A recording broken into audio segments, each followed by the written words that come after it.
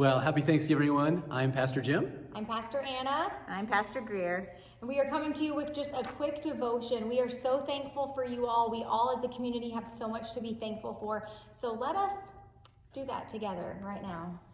On October 3rd, 1863, Abraham Lincoln issued the following request to all Americans.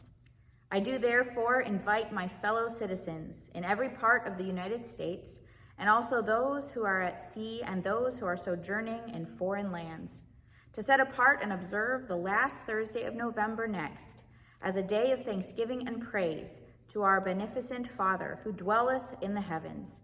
And I recommend to them that while offering up the ascriptions justly due to God for such singular deliverances and blessings, they do also, with humble penitence for our national perversiveness and disobedience, commend to God's tender care all those who have become widows, orphans, mourners, or sufferers in the lamentable civil strife in which we are unavoidably engaged, and fervently implore the interposition of the Almighty hand to heal the wounds of the nation and to restore it as soon as may be consistent with the divine purposes, to the full enjoyment of peace, harmony, tranquility, and union. Pastor Greer, you said you liked jokes at Thanksgiving, right? And wow, good old Abe Lincoln right there with that one long run-on sentence, y'all. What I heard in that from these words that Lincoln presented to us was when he permanently enacted the national holiday of Thanksgiving, his heart was for the healing of the whole nation. And wow, does that not ring true today, right? It seems to me that we're in the midst of a period in our history where we also crave healing for our families and our communities and our nation and our world. You know, it's a tradition that we think about Thanksgiving and we think about what we need to give thanks for. Often around the table, we pause and we talk about, each one goes around before you can eat, say what you're thankful for.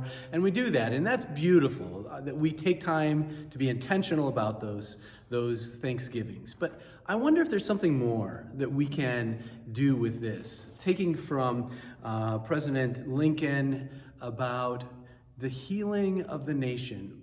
Boy, if our world doesn't need healing, I don't know. I mean, the Civil War certainly was a time in which this world and nation was divided, but even today we are still divided in so many ways that we need peace and harmony and tranquility and union, as would be their words, I guess, the healing of the union.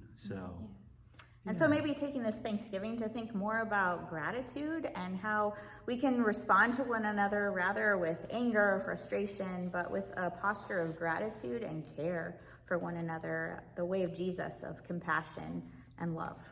Yeah. How about some questions maybe that we could invite the congregation to ponder right now? Yeah, so I wonder about who needs your forgiveness at Thanksgiving or this year? Who might in your life benefit from a kind gesture? And how can you turn your gratitude, your thanksgiving toward God in actions that creates lasting peace and unity within a family, within a relationship?